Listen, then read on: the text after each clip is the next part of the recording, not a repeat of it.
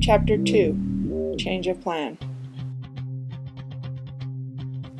In the morning, Taylor got on the phone and got a rental SUV and a trailer for the bikes. He wanted to get Amy and Tiffany home and close to the protection of Thorane. He also wanted to get back to Scott as soon as he could. While he was calling, Trisha called Ashley.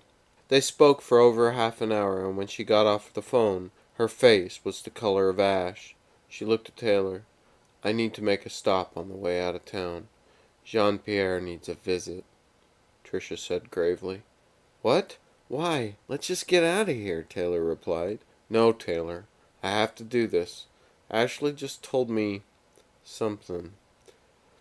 "What?" Taylor asked. "Next time you see Ashley, ask her. But Jean-Pierre can't be anymore." The severity of the words hit Taylor. "Are you sure?" Taylor asked quietly. "Yes." The words pained her, and it could be seen easily. "All right, change of plan," Taylor said. Her breath caught. He trusted her completely, and she him. Not something you see every day, she thought to herself. Taylor set it up that they would get Tiffany and Amy on the outskirts of town, while Trisha and him came back and dealt with Jean-Pierre. They whiled the day away getting ready. They got Trisha's bike loaded. They ordered room service, but all of them merely grazed the plates of food, having a bite here and there. Trisha began to talk to the two girls more and more. As Taylor had with Ashley and Nathan, Trisha blended in perfectly with Tiffany and Amy, which Taylor was not surprised at in any way. Taylor was worried about Tiffany. She seemed shell-shocked and scared.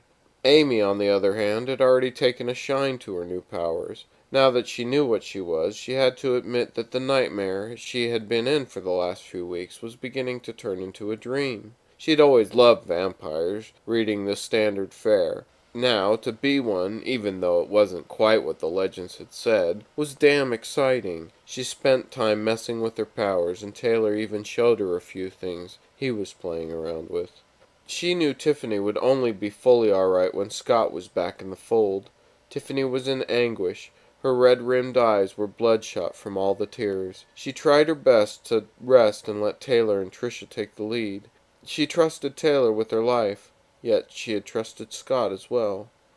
Taylor stood on the balcony as the sun set over the strip. Trisha and Amy walked out. "The adventure never ends, does it?" Trisha asked. "Pfft," Amy laughed. "Even before he was a vampire, there was never a dull moment around Taylor," she smiled. "I'm starting to wish for a few dull moments," Taylor grumbled. "I have a feeling we're a ways away from that," Trisha observed. "I think you're right," Taylor grumbled again. Trisha laid a hand on his shoulder, and a wave of calm flowed through him. Amy smiled. He'd finally found her. That could be seen from a mile away. Taylor seemed different, but she could tell the same old Taylor was in there. "Time to do this," Taylor said. The power and confidence back in his voice. Amy noticed that he spoke openly with Trisha, like he'd always done with her. She noticed only because she had never seen him let anyone in like Trisha.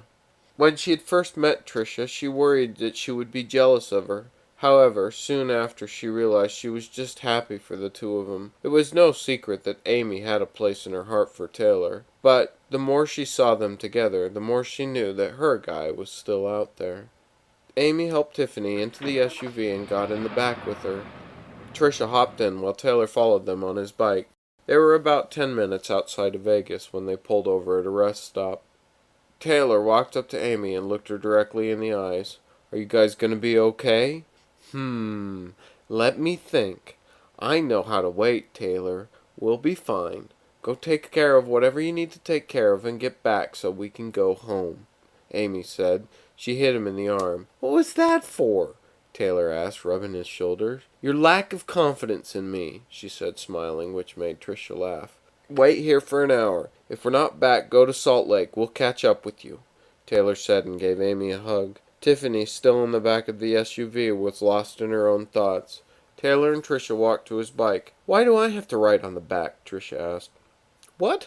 'Cause I'm the boy," Taylor said, laughing. "Yeah, a giant butthead of a boy," Trisha said and put on her helmet. "I'm a cute butthead, though," Taylor said and put on his helmet. They took off into the city, and Amy watched until their tail light disappeared. "Next time, I won't be waiting around," Amy said. She got into the SUV and she talked to Tiffany. She knew her sister would come out of this eventually. She just did not know how long it would take. The bike pulled up to the lavish casino. "You got a plan?" Taylor asked as they dismounted the bike. "Yep, the standard one," Trisha replied. "Ah, no plan at all. Great, let's go," Taylor replied, smiling. They walked towards the door and they were quickly escorted to the elevator. They went up and shot up to Jean-Pierre's suite. "Ah, hello, it is such a pleasure to have you return so quickly," Jean-Pierre said.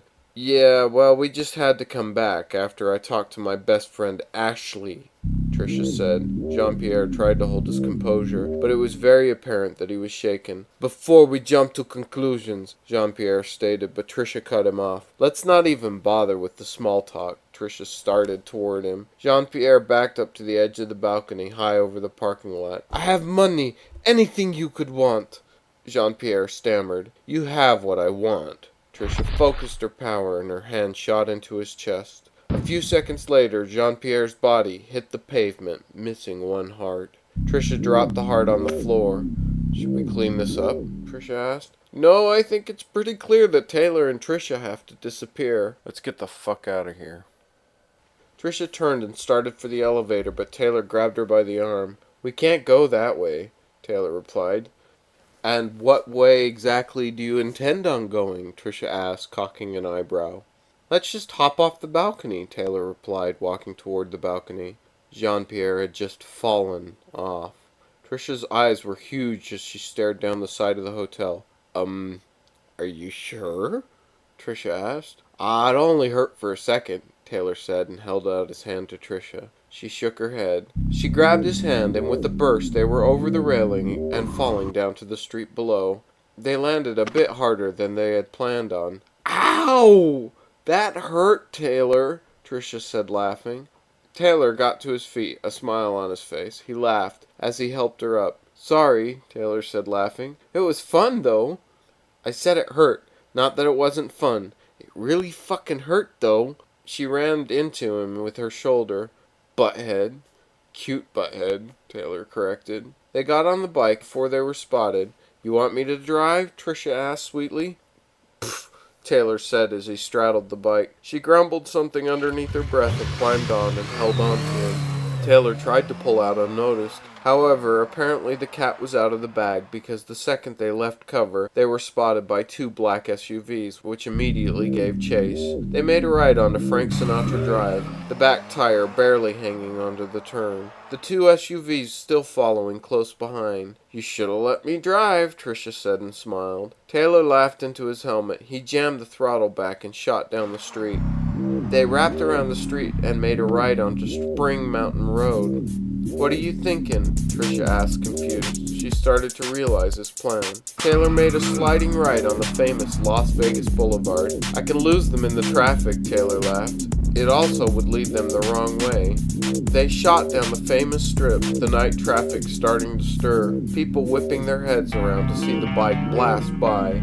They were again in front of the hotel that Jean-Pierre had met his end. The traffic in front of them was clogged. However, that is exactly what Taylor had been hoping for.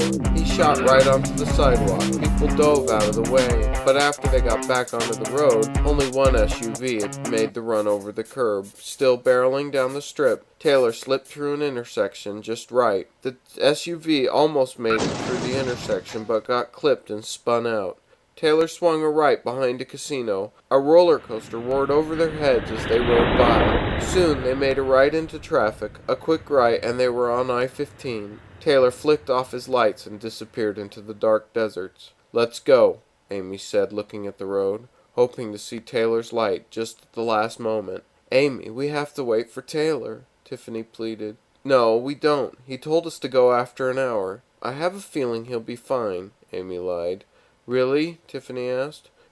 "Yeah, for sure." She lied again and put the SUV into drive. They only drove for 15 minutes before she almost screamed for joy when she saw one headlight in her rear view. Taylor rode up quick and they pulled off on a small exit. They quickly loaded Taylor's bike and covered both bikes with a tarp. "Damn it," Taylor said, sliding into the driver's seat. "What's the matter?" Trisha asked. "I like that paint job, and we're definitely going to have to change it now," Taylor replied. "Oh, honey, don't worry. It didn't look that good anyway." Trisha smiled at him from the passenger seat. "You know, I think I really like you," Amy said, laughing. "Well, that makes one of us," Taylor said in a mock hurt tone. Trisha, Amy, and Tiffany talked while Taylor drove. Going through southern Utah in the dark was so different from during the day. The red rock looked looming and menacing. Trisha was glad when they pulled into the Salt Lake Valley. The mountains in the early morning were stunning as they pulled into Thoraine's home.